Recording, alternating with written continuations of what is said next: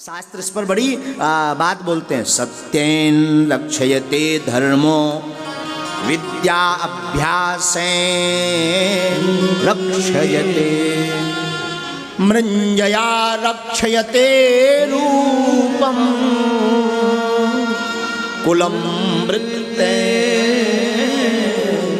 रक्षयते। धर्म की रक्षा सत्य से है। किसकी रक्षा? धर्म की। धर्म की रक्षा सत्य से है। और एक बात गांठ बांध लीजिए, जीवन में प्राण निकल जाएं पर अपने धर्म की रक्षा करनी है। हम कई बार देखते हैं लोग धर्म के नाम पर बड़ा आडंबर स्वांग रचते, बड़ा आडंबर करते, बड़ा स्वांग रचते, बड़े प्रपंच करते। देखो, धर्म के लिए धन जरूरी है, अर्थ जरूरी है, ऐसा नहीं कि अर्थ जरूरी नहीं। धर्म के लिए अर्थ जरूरी है, पर केवल अर्थ के लिए धर्म जरूरी नहीं। इतना हो आपका भोजन चले, हाँ, वो धर्म में अर्थ लेना सर्वोपरि है। जिस धर्म में आए हुए अर्थ से जगत का कल्याण हो। कथा हो रही और कोई 10 लाख चढ़ा गया और उस 10 लाख को गरीब कन्या के विवाह में, भंडारे में, किसी दीनहीन को मंदिर की व्यवस्था में, ठाकुर जी की सेवा में, भूदेव ब्राह्मण की भोजन व्यवस्था में, संतों की सेवा में, संतों के भोजन की व्यवस्था में अगर लग गया तो आपका धर्म और आपका अर्थ दोनों बढ़िया है। लेकिन केवल आपके धन को कमा करके, आपसे दक्षिणा दान लेकर के अपने पेट की, अपने बच्चों की पूर्ति करना, ये पाप। तो मैं प्रार्थना करूं, सत्य से धर्म की रक्षा होती है। जो सत्य का आचरण, कई लोग कहते हैं महाराज वो तो बड़ा धर्मात्मा है, धर्म के लिए खूब बोलते हैं। धर्म के लिए बोलना नहीं है, धर्म के लिए सत्य का आचरण करना है।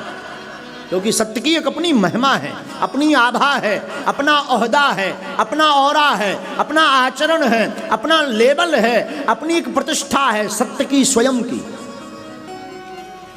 और जो सत्य का अनुकरण करता, सत्य बोलता, सत्य पर चलता और जीवन पर्यंत, उसे भगवान कभी भी दुखी नहीं होना पड़ता।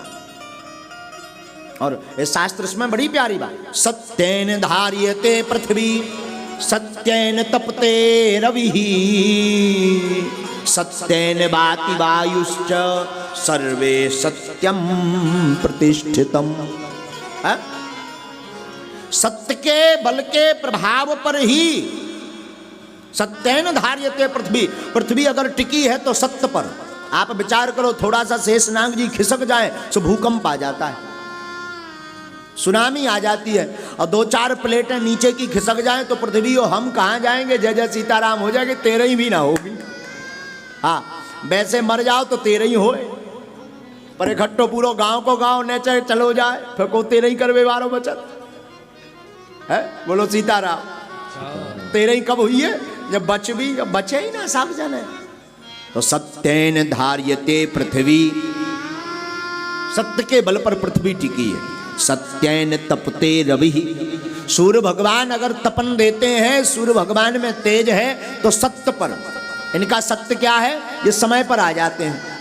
और 3 चीजें कभी नहीं छिपती, ध्यान दीजिएगा। क्या? सूर्य, चंद्रमा और सत्य। पुनः सुनिए, 3 चीजें कभी नहीं छिपती सीताराम जी। काका? सूर्य, चंद्रमा और सत्य। कितना भी बादल आ जाए, कहीं ना कहीं भाई साहब मिस कॉल मारे ही दे। हाँ, कितना भी बादल हो, घनघोर घटा छाई हो सामन जैसी, पर भाई साहब कहूँ ना कहूँ धीरे से हम हैं माय डियर। हाँ, तो एकदम प्रकाश दिखाई देते हैं। उसी प्रकार सत्य, कितना भी आडंबर प्रपंच स्वांग रचा लो, कितना भी बड़ी व्यवस्था कर लो, बड़े नाम से अपने लोगों को फिक्स कर करके दरबार की महिमा बना लो, पर सत्य छिपने वाला नहीं है, वो निकल के आता है।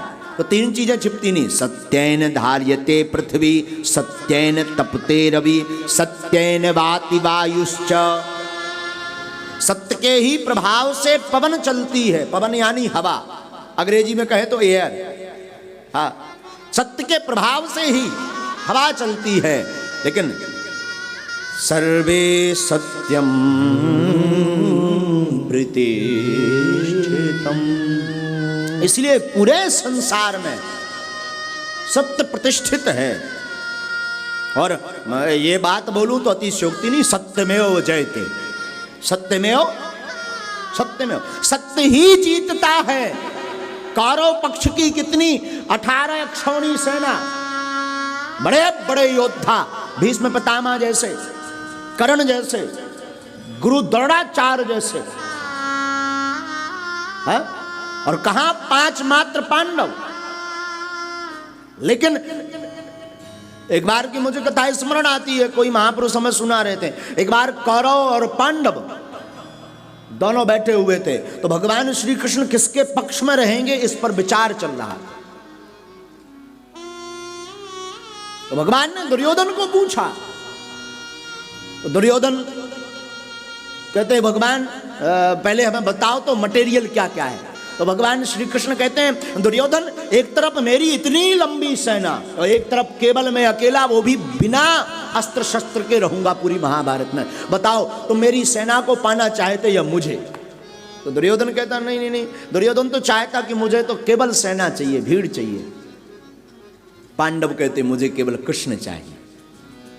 भगवान ने यही किया, दुर्योधन को सेना दे दी और भगवान निहत्ते खड़े हो गए पांडवों के साथ। इतनी सेना भी नहीं, भगवान के हाथ में कोई अस्त्र शस्त्र भी नहीं, और पांडव मात्र 5, इनका उतना कोई साथ नहीं दे रहा। लेकिन भगवान सत्य श्री कृष्ण द्वारकाधीश जिसके साथ है, भला वो हार कैसे सकता है साथ? सत्य परेशान हो सकता, परास्त की क्षमता किसी में नहीं है। कोई आप पर उंगली उठाए, कमेंट करे, अगर आप गलत नहीं है, अगर आप असत्य नहीं है, तो माय डियर मेरे प्रार्थना करूं साधु जी घबराओ मत। एक बार नाम लो गुरु का, अपने इष्ट का, अपने राम का, अपने कृष्ण का, अपने हनुमान का। ध्यान देना, सत्य परेशान हुआ पर परास्त नहीं हुआ। झूठ का बोलबाला तो चला। भगवान कृष्ण के समय भी पौंड्रक था, पौंड्रक, वो भी भगवान जैसी नकल करता था। 2 हाथ उसने नकली लगा लिए, एक हाथ में चक्र सुदर्शन, एक हाथ में शंख लिए, ऐसे एकदम भगवान विष्णु जैसा रूप बनाए। कोई आता था तो वो चमत्कार दिखाता था। क्या करता था? खटका दबाता था तो वो जो चक्र था ना वो घूमने लगता, शिव शिव शिव शिव शिव शिव। लोग कहते अरे भगवान विष्णु की जय हो, पौंड्रक कहता खुश रहो। और जब भगवान ने ताप दो, जब प्राण पखेरु उड़ गए, तब पता लगो कि जे तो भाई साहब नकली हथे काल लगे, असली वाले तो जे डियर है। तो चरणों को पकड़ लिया। तो सत्य परेशान हो सकता, परास्त नहीं। सत्य कुछ देर के लिए शांत हो सकता, परंतु झुक नहीं सकता। और कोई हमसे पूछे, अंग्रेजी वाले जितने पढ़े लिखे लोग हैं, तो मैं प्रार्थना करूं केवल ईश्वर सत्य है, बाकी सब असत्य है। आपकी अंग्रेजी में कहें God is the truth, everything also is false. केवल परमात्मा सत्य है, बाकी सब असत्य है। और दूसरी भाषा में बोलें, only Ram is true, only Ram is true, only Krishna is true, only Hanuman Bageshwar Dham is true.